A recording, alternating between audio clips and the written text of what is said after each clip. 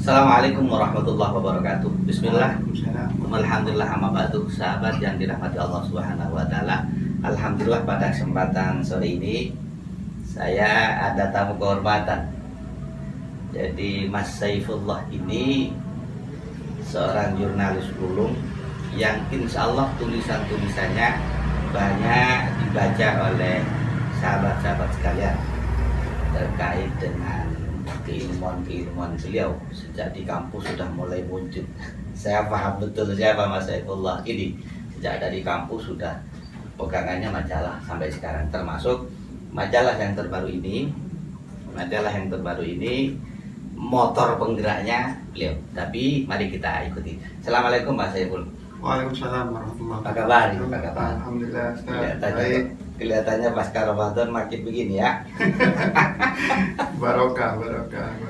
Untuk satu majalah ini terbit butuh berapa lama? Monggo.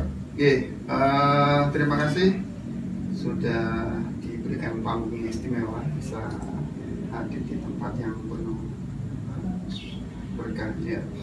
Ya, saya berproses di majalah Aula ini sejak tahun 99. Sabiqunal awwalun ya. Ya, artinya kalau mau review, artinya melihat ke belakang itu ya ujung-ujungnya tetap karena bimbingan Ustaz Farmadi juga. Karena ketika di kampus kita juga didistribusikan apa tuh, oh kamu bisa apa, kamu telaten di apa, punya kemampuan apa, atau bisa dioptimalkan di mana. Itu kan yang bisa memantau itu kan senior Masa lalu ya.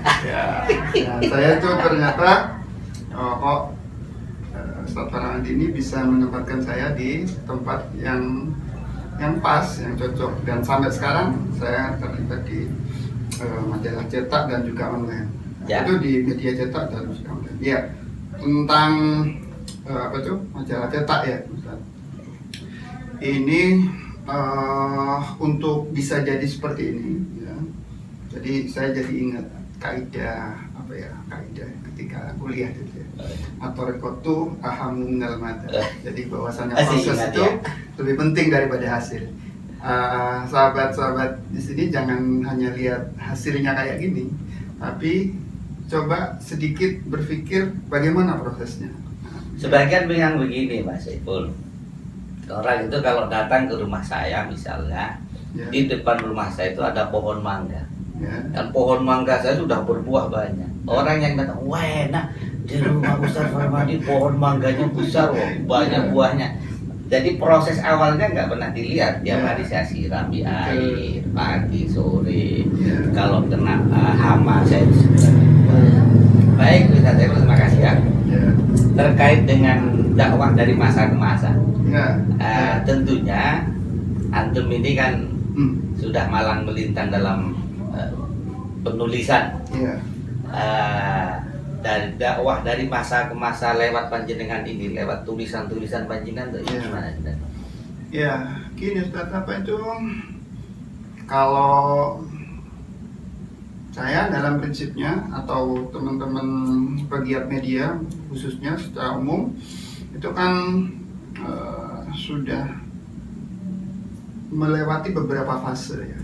Jadi dulu kita mungkin tahun 90-an ya, 90 awal ya, itu masih komputer itu barang mahal. Barang mahal dan Ya, tidak semua orang punya jadi ya. Ustaz Farmadi kalau mau cerita soal bagaimana bikin tugas saat tahun 90-an, insya Allah betul, mungkin ceritanya lucu ya, tapi ketika itu ditangkap oleh teman oleh anak-anak zaman now, itu nggak bisa menggambarkan, nggak bisa, karena ya memang sudah medianya berbeda.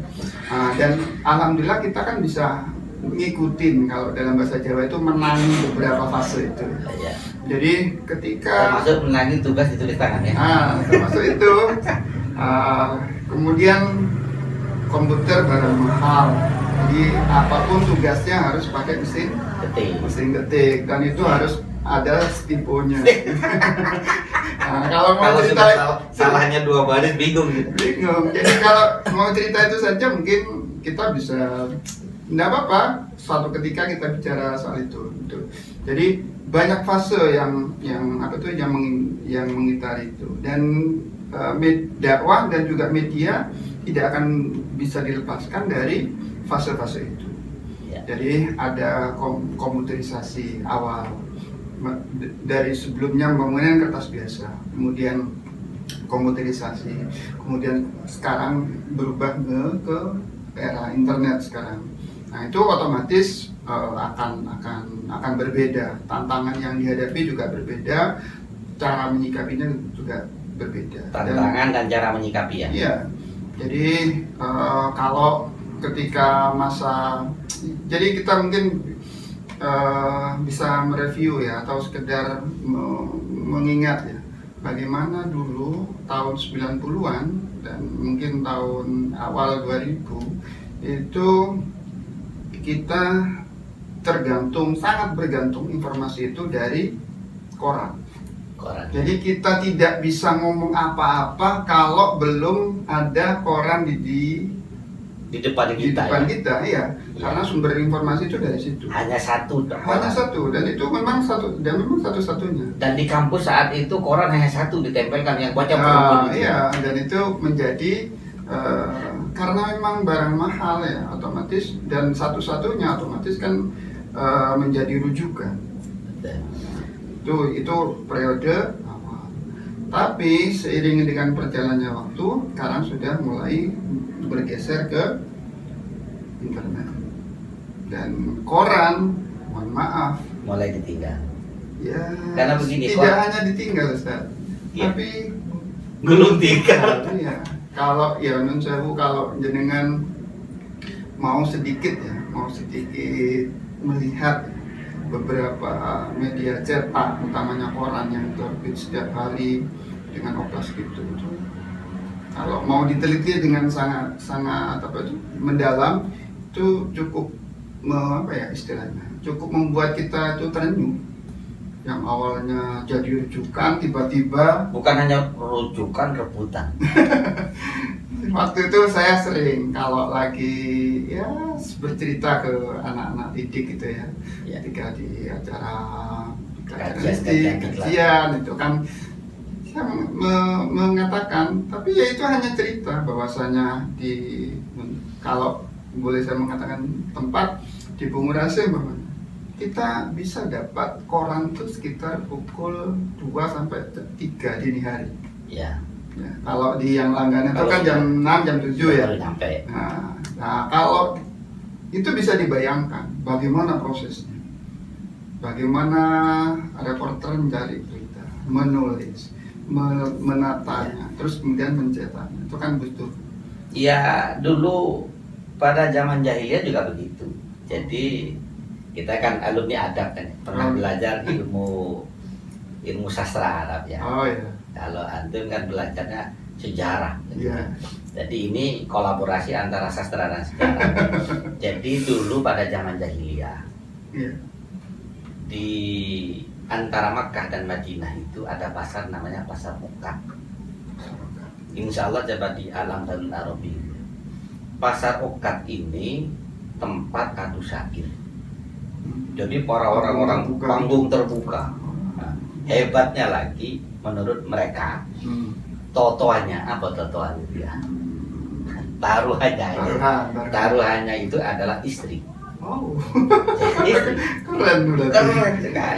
Jadi pemenang saat ini, kalau pesertanya 5 orang misalnya, lalu pemenangnya farmasi, satu orang kan, satu pemenang, maka keempat-empatnya ini adalah jadi istrinya farmasi karena pemenang. Lalu mereka yang menang ini, bagaimana kalau mereka itu biar tahu pemenang syair saat itu farmasi, ditempelkanlah di Ka'bah. Maka itu dinamakan syair mu'allaqat, syair yang ditempelkan di Ka'bah. Jadi publikasi ya, dipublikasikan di situ di Ka'bah syair mu'allaqat. Mereka yang tawaf keliling Ka'bah tahu ternyata pemenang syair itu adalah edisi ini ya. Jadi Parmadi. Secara otomatis berarti istrinya 4. Oh. Karena taruhannya istri. Kontestannya 5 orang. Pemenang 1. Jadi dan itu nanti karena memang tidak ada lagi tempat yang strategis untuk mengumumkan siapa pemenang itu, ya mu'allaqat itu. Dulu waktu kita di kampus itu kan ada istilah sihir mu'allaqat, ya sihir yang ditempelkan di kamar, dipublikasikan. Mereka paham. Oh, ternyata si A. Contoh Nabi Adibiani. Banyak dan penyair-penyair itu. Jadi tapi sekarang apa yang disampaikan panjenengan tadi itu bergeser sudah tidak lagi kertas, tidak dinding. Maka dakwah dari masa ke masa itu, kalau dulu pakai dakwah dari masa ke masa itu pakai kertas, lalu mesin ketik, lalu salah stipo, lalu sekarang pindah lagi pakai komputer, setelah lagi bla bla bla. Cuma begini sekarang, antum kan sudah lama bergelut dalam media begini. Agar supaya tulisan antum ini dibaca, lalu masuk pada mereka pembaca itu, caranya bagaimana itu? Iya, gini Ustaz. Jadi jurnalistik itu kerja dari hulu sampai hilir. Maksud saya, jurnalistik itu kalau sudah bicara jurnalistik itu dari proses perencanaan, terus kemudian hunting lapangan ya, artinya terus kemudian menulis ide ataupun laporan ya, terus kemudian sampai ke publikasi. Jadi harus selesai semua itu prosesnya. Kalau umpamanya jenengan punya ide atau punya cerita, kemudian ditulis, tapi habis itu selesai di buku diare itu bukan jurnalistik. Oh gitu. Harus ada publikasinya. Jadi hanya begitu selesai tulis tutup. Ya itu nggak nyampe pesannya kan. Jurnalistik itu mengajarkan kita untuk mengawal proses dari awal sampai terpublikasi. Nah, oleh karena itu untuk bisa ya, sehingga kemudian pertimbangannya apa, karya seseorang bisa terpublikasi sebelum era medsos lah, kita bicara sebelum era medsos. Jadi untuk untuk bisa dimuat di sini, ini kan ada paling tidak 3 pertimbangannya. Pertama, ketokohan. Oh ya. Ya, kalau sudah yang ngomong tokoh ini Kiai Marsudi Mustamar Kiai yang lain harus sangat atau mundur dulu ya. Mundur, ya itu. Jadi ketokohan. Nggak penting itu isinya apa. Oh gitu. Iya. Jadi ketokohan. Asalkan tokoh itu akan menjadi pertimbangan utama. Ya. Meskipun yang disampaikan ya sama. Umpamanya tentang dakwah era kekinian, kita bicara bla bla bla bla gitu. Ada kitab rujukannya itu kan enak gitu. Tapi yang ngomong siapa ini? Oh ternyata Kiai Mustafa Ahyar. Ya, yang lainnya. Ustadz yang lain harus tahu diri. Yang pertama, tokohan ya. Yang kedua baru isi. Jadi kalau isinya bagus, otomatis dapat prioritas untuk masuk dipublikasikan di media. Terus yang ketiga adalah kecepatan. Maksudnya? Nah, artinya begini, tokohnya oke. Terus kemudian tulisnya bagus. Tapi kalau cepat, artinya dia momentum. Karena media itu kan punya istilahnya, bahasa media itu namanya deadline, batas akhir. Ya. Cara umpamanya ini maksimal umpamanya tanggal 20 setiap bulan harus selesai. Ada toko tulisannya bagus tapi stop tanggal 25. Ya. Ya itulah problemnya di media begitu. Beda itu berarti ketika, ya. Beda dengan saya ngaji di lapangan ya. Artinya jadi kalau ngaji di lapangan ini kan begini. Beda dengan antum yang menulis ini. Jadi kalau saya ngaji di lapangan, ya pengajian umum lah. Ya. Jadi materi sudah siap. terus hadirin sudah siap, Oke. hadirin sudah siap, tempat sudah siap, Oke. tinggal datang di tempat itu menyampaikan kalam Allah, Ya. menyampaikan hadis-hadis Rasulullah, telah selesai. Oke. Tinggal memohon meminta kepada Allah, mudah-mudahan apa yang saya sampaikan itu misalnya mudah-mudahan masuk, Ya. mampu diapresiasikan dalam kehidupannya. Kalau bahasa sekarang didemonstrasikan gitu ya. Jadi menurut antum sekarang, Ya.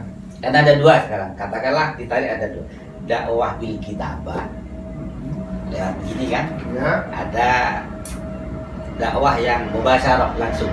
Mubasyarah itu ada banyak, ada pengajar khotbah, ada sekarang yang muncul sekarang lewat begini ya. Ya.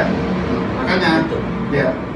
Ini tantangan jurnalis, tantangan para dai, Ya. tantangan para ustadz. Ya. Lalu dengan adanya YouTube ini, Mhm. kira-kira menurut antum Ya. itu sekarang yang lebih, yang ini sudah mulai mengerucut ya, Ya. yang mengerucut ya, yang lebih cepat kan harus Ya. cepat tadi, Ya. lebih cepat, lalu lebih mudah difahami oleh para Ya. pendengar, itu yang mana? Ya. Sekarang eranya sangat berubah. Sangat berubah. Sangat berubah. Ditambah lagi pandemi corona. Ah, ini Bukan lockdown ya. begini Ini sedikit, lockdown ya. sedikit, Ini lockdown. sedikit. Sejak ada wabah ini, Ya. seluruh teman-teman para dai itu, Ya. para ustadz-ustadz itu, semua kegiatannya itu berhenti Ya. karena memang harus mengantisipasi. Ikut protokol kesehatan lah. Itu wajib, menurut kami itu wajib ya. Ya. Artinya tidak boleh ngumpul terlalu banyak orang. Itu sudah wajib. Ya. Tapi kan begini, di saat jadi dakwah bukan berarti berhenti. Betul. Bukan berarti berhenti, ada lewat kegiatan-kegiatan lain. Termasuk, mohon maaf, Ya. kegiatan saya itu tidak berhenti. Ya. Jadi teman-teman yang di Malaysia, di Hong Kong, di Cina, di Makau, bahkan di luar negeri, Ya. mahasiswa-mahasiswa di luar negeri ngaji bareng lewat kita. Ya. Hmm. Nah, ya enggak, gara-gara Hmm. corona. Jadi Ya. ada manfaat dan mudarat gitu ya. Betul, betul. Nah, Ya. sekarang menurut hemat saya, coba menurut panjenengan gimana? Jadi sekarang ini dakwah bil kitabah, Hmm. tulisan ini Ya. dengan dakwah yang sekarang bil YouTube gitu ya. Ya, ya, ya, visual ya. Visual lah. Nah, Ya. ini. Ya, masing-masing ada pangsanya, Nah, masing-masing ada istilah dalam tanda kutip ada jamaahnya. Kita mungkin ada agak sedikit, ya mohon maaf, meremehkan koran karena sudah eranya sudah tidak lagi era koran, tapi penikmat koran masih ada. Ya, satu. Yang kedua, kita mungkin beberapa sudah melupakan radio. ya. Karena dianggap apa itu radio. Iya. Tapi jangan salah, ada juga orang yang ketika mengendara Butuh tidak radio. bisa lepas dari radio. Iya. Nah, Jadi di satu sisi ya. ya. Nah, tapi terus terang mainstreamnya atau kebanyakan atau mayoritas masyarakat kita itu adaptasi dengan dengan teknologi yang ada. Nah, kalau tadi mengatakan akhirnya ada menggunakan YouTube, media sosial dan macam-macam. Ini memang pilihan. Kita mau dari awal sebenarnya harus mulai dipilah, ya. Dipilah ya. Ya, artinya saya umpamanya ini sebenarnya punya lahan di mana? Di radio kah? Di TV kah? Iya. Di media cetak kah? Atau di media online? Atau di media sosial? Ya. Itu dari awal harus dikalkulasi itu. Dan ya mohon maaf, itu ada ilmunya juga. Ya, karena itu rahasia, berbasis data dan berbasis pengunjung dan segala macam. Itu harus dianalisa secara betul. Nah, sehingga apa itu? Artinya begini, ada orang yang sukses di radio, tapi ketika di media sosial nggak bisa. Bisa. Ya. Ada juga sebaliknya. Jadi itu berlaku. Jadi masing-masing tuh punya panggung sendiri. Itu ya adilnya Tuhan. Oh gitu ya. Jadi jangan sampai orang kemudian mengambil seluruh nggak bisa. Potensi itu kemudian dia Saya monopoli. pernah begini. Saya pernah ngaji di TV. Ya, Saya pernah ngaji di radio. ya. Saya pernah ngaji dari panggung ke panggung. Hmm. Saya pernah juga ngaji lewat tulisan. Insya Allah tulisan saya banyak di sini ya. Ya. Termasuk khususnya khotbah-khotbah. Ya. Jadi saya pernah ngaji lewat YouTube. Ya. Saat mulai ada wabah ini, jamaah-jamaah saya di kajian itu tetap Hmm. ada, masih tetap ngaji. Ya. Ya meskipun tidak. Hmm. Nah, saya berpikir begini. Gimana? Ini menurut antum kan Ya. yang bagian porsinya masing-masing kan. Ya. Artinya bukan berarti kita meninggalkan tulisan itu semua, tidak. Ya. Tidak. Sekarang ini zaman sudah zamannya ini. Ya. Bahkan teman-teman TV ngomong, Ustaz, 2021 ini orang sudah meninggalkan TV Ya. karena sudah di kantong. Masuk akal juga, makul lah. Ya, sekarang begini, dakwah kita ini yang bisa lewat YouTube tetap jalan, TV Ya. tetap jalan, panggung jalan, lewat tulisan tetap jalan. Ya. Ini asasnya sama, asasnya asas manfaat. Ya. Jadi sekarang ini kemasannya bagaimana kan? Kemasannya yang bisa kita rangkul, ceblok, ini makanannya. Ya. Kalau saya boleh memberikan usulan, artinya kan tidak ada manusia yang sempurna. Nggak ada. Jadi istilahnya Allahumma yarham gusola itu ada orang pintar nulis nggak bisa ngomong, Iya, ada yang pintar ngomong nggak bisa nulis, iya, ada yang bisa nulis dan bisa ngomong, tapi kan tidak banyak gitu. iya. Sadar dengan keterbatasan manusia itu, saya menawarkan ini, Ustaz, Iya. kolaborasi. Nah, ini Artinya yang saya tunggu begini, ya. kolaborasi ini. Artinya Gitu. begini, di YouTube saya menyampaikan materi tentang keislaman, durasinya umpamanya 30 menit. 30 menit. 30 menit atau mungkin sampai 1 jam ya. Ya. Karena ngaji kitab atau segala macam, atau mungkin kajiannya sangat padat. Cuman kan menarasikannya itu kan kadang-kadang tidak sempat. Kadang-kadang juga ya kemampuan untuk mengolah katanya terbatas. Makanya menurut saya harus ada orang yang dibalik itu yang kemudian membantu untuk membikinkan narasi. Karena tidak hanya dimuat di media cetak ataupun ditaruh di mana, di online. Tapi juga sekarang lagi booming tentang broadcast di WA. Betul. Nah, itu kita mau broadcast nggak ada narasinya ya apa? Foto aja. Iya, nah, iya kan, ketika umpamanya saya sedang, taruhlah umpamanya ya, yang lagi sering dilakukan oleh kawan-kawan tuh, sedang mengisi mau'idah di Masjid ABC. Yang nggak datang ya bingung, materinya apa, Ustaz? Terus kemudian, nah oleh karena itu menjadi penting masing-masing kolaborasi itu menjadi penting. Artinya saya ambil segmen gitu ya. Saya ambil segmen yang untuk narasi di online bawahnya. Sedangkan yang dicetak siapa? Kemudian yang kan sekarang lagi musim meme itu ya. Ya. Meme itu ataupun Ya. poster. Poster. Itu kan bukan sederhana, bagus dilihat, kemudian isinya padat dan menarik. Jadi bisa jadi ceramah tulisan yang panjang ini Ya. selesai di meme yang Satu gambar satu- ya satu muka Ya, itu, ya, terus ya. kemudian yang kecil segini ini. iya, dan itu sudah nyampe pesannya.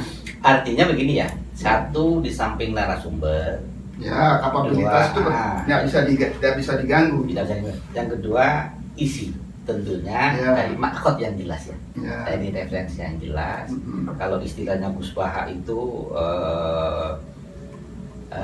sanatnya, Oh ya. sanatnya jelas, Ya. istilah Gus Baha, sanatnya jelas. Ya. Terus yang ketiga kolaborasi.